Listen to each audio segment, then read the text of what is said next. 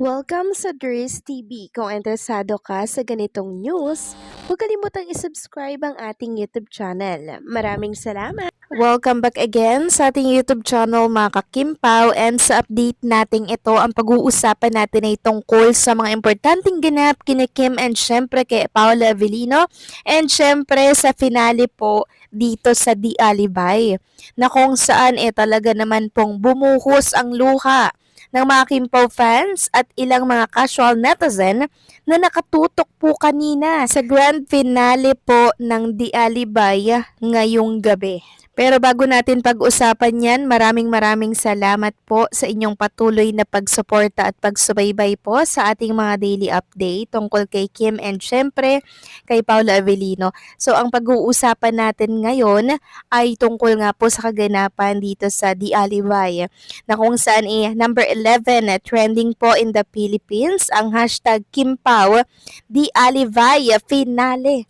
Meron pong 18.4k na post ito, and talaga namang lumikha po ng ingay ito sa mundo ng social media, lalo na po sa X, na talaga namang nagkakagulo doon ang mga Kimpaw Nation. At base nga po sa pagmamatsyag ko dito po sa mundo ng social media, ang dami pong naiiyak mga kakimpaw na fans po ni Chinita Princess and Paolo Avellino dahil sa nangyari nga dito sa pinali po ng Di Alibay. So bakit iyak ng iyak? Mixed emotion po kasi mga kakimpaw ang mga nangyari, and sobrang sakit sa dibdib. Alam ko habang nanonood kayo mga kakimpaw sa inyong mga tahanan, may mga umiiyak na po dyan at pasinghot-singhot na po ng mga sipon at luha nila, na para bang nadadala na po sila sa mga eksena ni Kim and Paolo Avellino. Grabe naman kasi si Kim, no? Ganun din si Paolo Avellino. Sobrang husay talaga nilang umakting.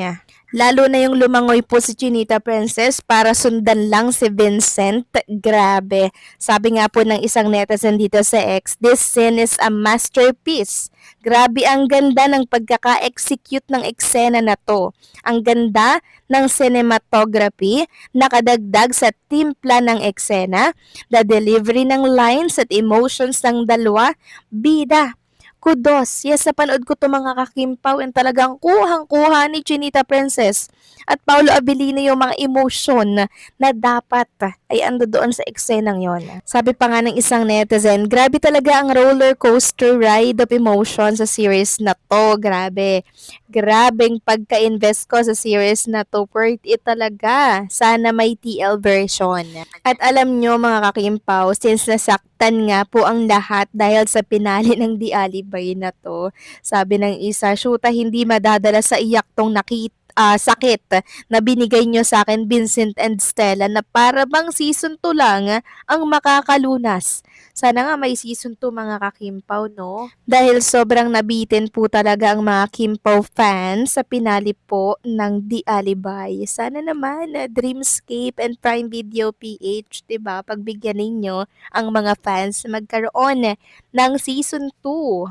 And ito yung pinakamasakit mga kakimpaw, bilang sa part ng magulang, yung mamatayan po ng anak. Namatayan po kasi ng anak itong si Vincent.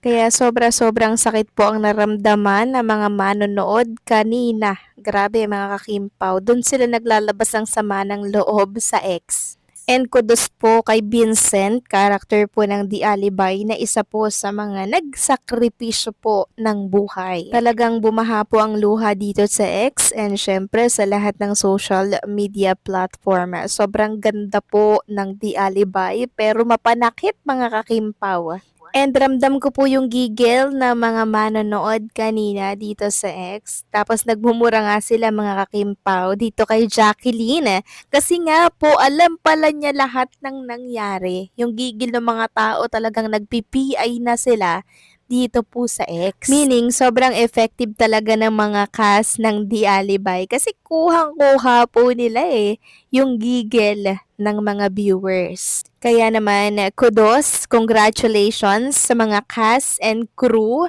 Kim and Paolo Avellino, sa matagumpay na pagbuo ng Di Alibay, and syempre sa grand finale na to, na talaga namang sobrang sulit, pero sobrang sulit pero sobrang bitin din. Kaya sana po mga kakimpaw magkaroon ng season 2 ang The Alibay. Congratulations sa lahat ng bumubuo ng series na The Alibay. Samantalang pag-usapan naman natin ang tungkol dito kay Kim and syempre kay Paula Avellino. So kanina pa po sila nananahimik. Si Paulo nag-share lamang po ng picture ng mga cast nga po ng The Alibay. Meron mga nagsasabi na nako, baka nag-celebrate yang si Kim and Paula Avellino kasi nga po grand finale na ng The Alibay. So kanina, 'di ba, bigla pong nawala si Chinita Princess sa It's Showtime kaya naghahanap po yung ibang mga fans na di umano dumaan daw si Paulo diyan po sa It's Showtime studio at sinundo daw si Chinita Princess. So saan kaya nagpunta ang dalawa, no? Kasi until now wala pong sighting si Chinita Princess, ganon din si Paulo. Nananahimik sila mga kakimpaw. Meron namang nagsasabi na baka daw dadalhin na ni Paulo sa Baguio at doon na nga po mag-celebrate ng Kapaskuhan. Kasi ang mga susunod daw na mapapanood di umano sa It's Showtime mga pre-recorded na kasi nga po yung ibang mga hosts nasa vacation na. Katulad po nung katapatan na programa ng It's Showtime na Itbulaga.